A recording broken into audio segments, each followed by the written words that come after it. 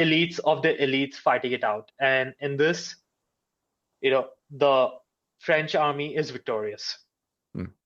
And with these forces retreating and with Lannes' prior victory on the left flank, half the battlefront of the coalition army is not going to be engaged.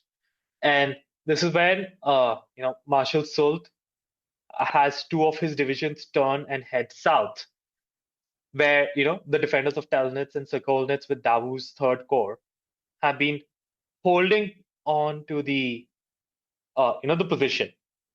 And it's only here where General Buxhowden, who is the only commander that realizes what is going on, that they are now encircled and trapped, that they have to retreat across these frozen rivers and lakes. And in the carnage, a few dozen men, not the few thousand, are blown apart with the French cannon kind of like destroying the ice underneath them. So this is the battle that the battle ends here.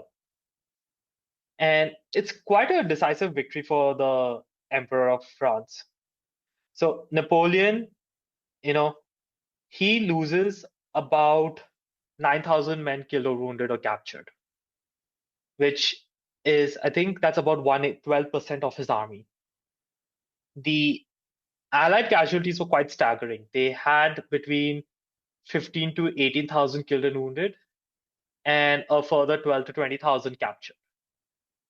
So it's getting close to about 40 to 50% of their army. They're not a force that can fight anymore. And it was a victory that caused William Pitt, the Prime Minister of England, to, when he heard about this, that he said about a map of Europe, he says, roll up that map. It won't be needed for these 10 years. It's funny. I know a little bit about William Pitt when it comes to the Opium Wars later. Yeah, but that is quite prophetic, if you ask me. Yeah. Since we know what's going to happen. But, the Battle of the Three Emperors is, Napoleon's first major victory as Emperor of the French.